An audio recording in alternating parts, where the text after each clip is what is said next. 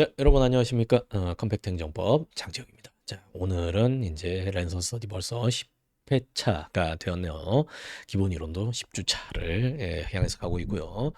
제가 그 기본 강의에서도 공지 드렸던 것처럼 그 사정상 라이브 잠깐 중단했다가 그랬다가 다시 이제 조금 이따 재개할 건데 라이브 저도 재밌고 한데 가끔 좀 쉽지 않은 일도 이제 가끔 발생하지만 뭐 그것도 뭐 재미 아니겠습니까?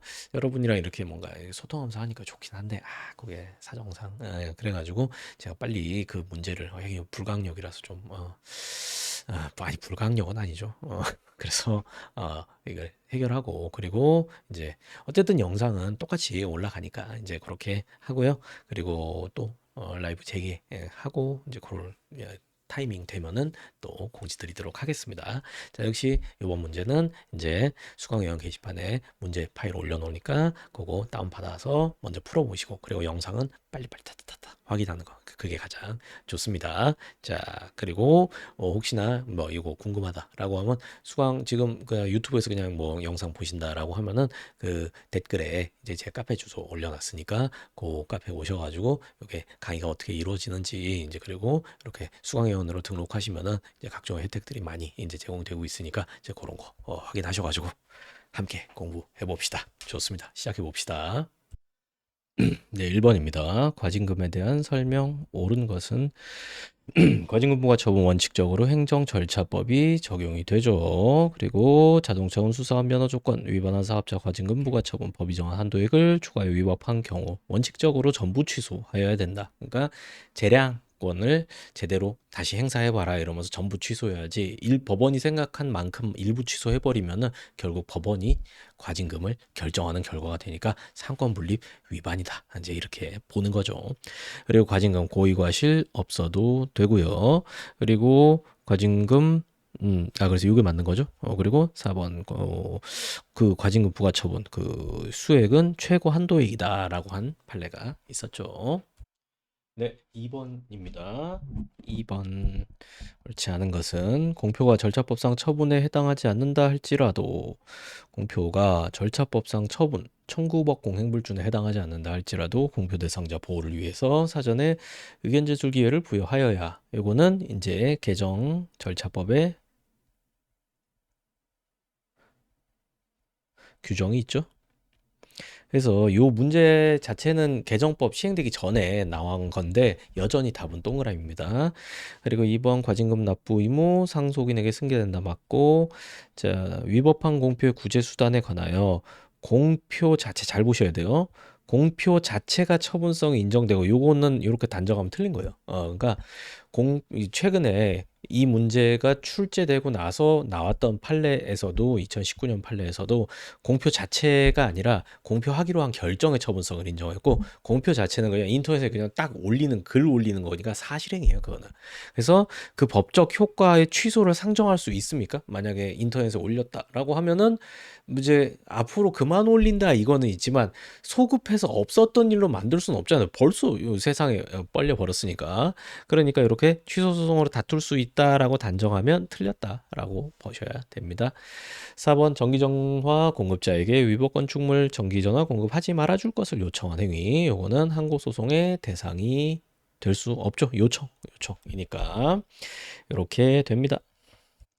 자, 3번입니다. 손해배상 제도 옳지 않은 것은 손해배상 제도는 국가 행정주체에 위법한 행정작용으로 인하여 타인에게 손해를 입히는 경우 행정 그 사람이 아니라 행정 주체 등이 손해를 배상해주는 제도이고요. 일반적으로 공무원이 필요한 지식을 갖추지 못하여 법규 해석을 그르쳐 행정 처분을 하였다. 법률 전문가가 아니라 하더라도 과실이 있다라는 거. 자, 법령에 의해 대집행 권한을 위탁받은 한국토지주택공사는 국가배상법에서 말하는 공무원에 해당되지 않고 그러니까 행정주체에 소속된 공무원이 아니라 아예 손해배상 책임을 지는 그냥 주체다라고 보는 겁니다. 주체에 소속된 기관이 아니라 주체다. 그래서 정답은 4번이죠. 국배 요건 공무원의 직무 사경제 주체 요거는 포함되지 않죠. 자, 4번입니다. 위법한 직무의 손해배상 옳은 것은 인사 담당 공무원 공무원증 위조 요거는 외관상으로 직무집행에 해당한다. 외형설 대표적인 판례죠. 자, 그리고 미니컵 젤리 사건에 대해서 결론 기억해 두세요. 손해배상 책임 부담하지 않았습니다. 이제 그리고 유흥주점 여기서 유흥주점 이거 군산 유흥주점 화재 그 사건인데 이것도 기억은 이제 이렇게 해두시면 돼요. 소방은 과실 있고 지자체 공무원은 과실 없다. 소방지휘은 과실 있고 구급은 과실 없다. 이렇게 구급 7급은 그래서 상당 아니 과실 없다가 아니라 책임 있다. 책임 없다. 취소. 그래서 상당 인과관계가 존재하지 않는다라고 봤습니다. 그리고 이제 4번 국가 가해 공무원에 대해서 구상권 행사하는 경우 국가 배상액 전액에 대해서 구상권을 행사해야 하는 것은 아니고 이제 그 공평의 원칙에 따라서 이제 사안에 따라서 그렇게 결정이 된다라고 봤습니다. 5번입니다. 국배 손해배상 제도 옳지 않은 것은 국가가 일정한 사항에 관해 헌법에 부과되는 구체적인 입법을 판단하고 있습니다. 마음이 급해요 지금. 부담하고 있음에도 불구하고 입법이 필요한 상당한 기간이 경과하도록 고의과실로 입법 의무를 이행하지 아니하는 경우에는 배상 책임 인정될 수 있고요.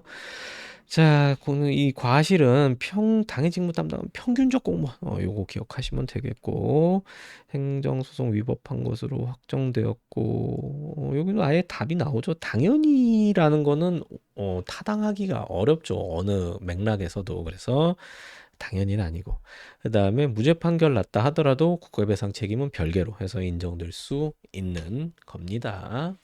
자, 국배의 위법한 직무행위로 인한 손해배상에 대한 설명을 옳지 않은 것은 고의과실의 의무는 국가가 아니라 공무원을 기준으로 판단하여야 한다. 맞고 공무원에게 고의과실이 있어야 된다는 거. 그리고 공무원에게 부과된 직무상 의무의 내용이 전적으로 공공 일반의 이익을 위한 것이거나 내부기관, 행정기관 내부 질서 규율을 위한 것이다. 그러면은 사익보호성이 없죠? 사익보호성. 그렇기 때문에 배상 책임을 지지 않습니다. 그리고 수산청장, 뱀장어 수출 수천 업무 위탁받은 수산업 협동조합 이거 주의하셔야 돼요. 그래서 이거는 또 공무원에 해당된다라고 봤기 때문에 아까 토지공사랑 구분하셔야 되고요. 자, 경찰서 깜빵 수감자들 사이에서 이제 폭력행위 하다가 누가 다쳤다라고 하면은 그것도 경찰이 책임져야 돼요. 그러니까 유치장에서 막 둘이 치고받고 싸우고 있으면 이제 경찰 아저씨가 가가지고 야! 하고 말려야죠. 이제 그겁니다. 자, 7번입니다. 배상 책임 옳지 않은 것은 무장공비 사건이죠. 그래서 이거는 배상 책임 인정했다. 결론 기억나시면 되고요. 담당 공무원이 주택구입 대부제도 관련해서 지급보증서 제도 알려주지 않은 정도, 이 정도로는 이건 법령 위반 아니다라고 봤고요. 그래서 이렇게 알려줘야 될 법적인 자기 의무가 인정이 안 된다. 여기까지는 안 된다라는 거. 그리고 여기 이제 도봉구청장 해가지고 이제 매매 나온다 그러면 사법상 매매 그거 하면 되고 자 헌재 재판관이 청구기간 오인해서 이제 요거 청구기간 내에 제기됐는데 각하해 버렸어요. 근데 이제 설령 본안 판단 받았다 하더라도 어차피 기각되었을 것이라는 사정이 있더라도 이겁니다. 더라도 국가배상 책임이 인정된다. 제가 기본 강의 때 그렇게 설명드렸죠. 대법원이 이 악물고 책임 인정했다고 이렇게. 자, 8번 조금 내릴까요? 영조물 관리하자. 옳지 않은 것은 여기서 1번 사실상 통행에 제공되어 있더라도 공용 게시가 없었잖아요. 공용 지정. 여기서 이제 공용 지정. 이렇게도 없었던 이상 이 도로는 공물이 아니죠. 그리고 2번 강설에 대처하기 위해 완벽한 방법으로 하는 것은 불가능하죠. 그래서 이제 사전에 이게 완벽한 은 불가능해요. 근데 고속도로 관리자에게 기상 예보, 도로 구조 등을 고려하여 사전에 충분한 설비를 갖춰서 신속한 제설 작업, 필요시 제때 교통 통제 등을 취할 관리 의무는 있죠. 관리 의무는 있죠.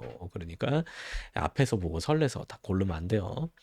그다음에 공공의 영조물, 철도 시설물인 대합실, 승강장, 그리고 도로상에 설치된 보행자 신호기, 차량 신호기 이런 것들 다 인정한 사례가 있고요.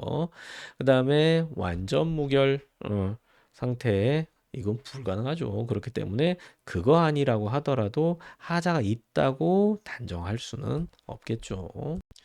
자, 국가배상 옳은 것, 옳지 않은 것, 바르게 연결한 것은 국가배상법은 국가 또는 공공단체가 아니라 지자체로 규정을 하고 있죠.